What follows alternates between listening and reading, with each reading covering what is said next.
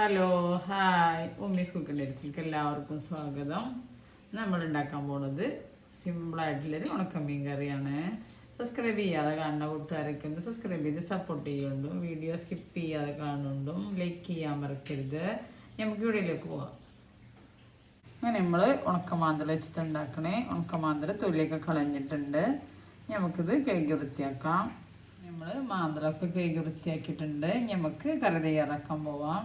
നമ്മൾ അടുപ്പത്തൊരു ചട്ടി വെച്ചിട്ടുണ്ട്. അതിലേക്ക് കഞ്ഞിവെള്ളം ഒഴിച്ചു കൊടുക്കാം. ഇതൊന്ന് ചൂടായി വരട്ടെ. അങ്ങനെ നമ്മൾ കഞ്ഞിവെള്ളമൊക്കെ ചൂടായി വന്നിട്ടുണ്ട്. നമുക്ക് കുറച്ച് വാളൻപുളി ഒഴിച്ചു കൊടുക്കാം. ഒരു കുറച്ച് ഒഴിച്ചു കൊടുത്താൽ മതി. പിഴിഞ്ഞത്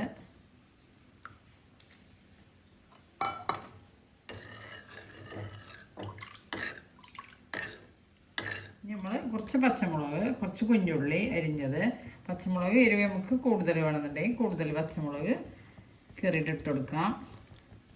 കുറച്ച് കുഞ്ഞുള്ളി അരിഞ്ഞിട്ട് കൊടുക്കാം. സിമ്പിളായിട്ടുള്ളൊരു കറിയാണ്, നമുക്ക് പെട്ടെന്ന് ഉണ്ടാക്കാം. ഇത് തിളച്ച് വരട്ടെ. ഇങ്ങനെ നമ്മളെ കറി മുളകും കുഞ്ഞുള്ളിയൊക്കെ ഇട്ട് നല്ല തിളച്ച് വന്നു. ഇനി ഒന്നുകൂടി തിളക്കട്ടെ. നമുക്കൊരു കുറച്ച് ഉപ്പിട്ട് കൊടുക്കാം. ഒരു ഇച്ചിരി ഇട്ടാൽ മതി. ഉണക്കമീനല്ലേ, ടേസ്റ്റിന് വേണ്ടിയിട്ട് കുറച്ച്.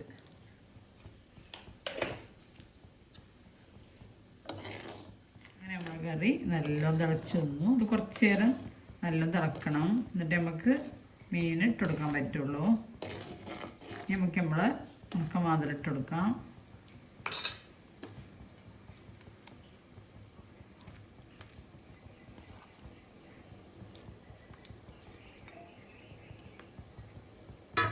നല്ല തിളക്കട്ടെ. അങ്ങനെ നമ്മൾ മീനൊക്കെ ഇട്ടിട്ട് നല്ല തിളച്ച് വന്നു. ഇതിൻ്റെ മുകളിൽ നമുക്ക് കുറച്ച് ക്രഷ് ചെയ്ത് മുളകിട്ട് കൊടുക്കാം.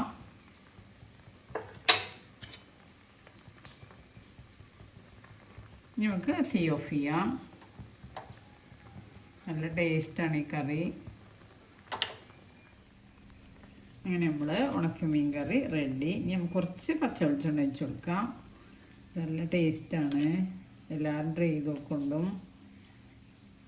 അങ്ങനെ നമ്മൾ ഉണക്കമീൻ കറി റെഡി. ഇത് ചോറിലേക്കൊക്കെ ഒഴിച്ചിട്ട് കഴിക്കാൻ നല്ല ടേസ്റ്റാണ്, എല്ലാവരും ട്രൈ ചെയ്ത് നോക്കൊണ്ടും.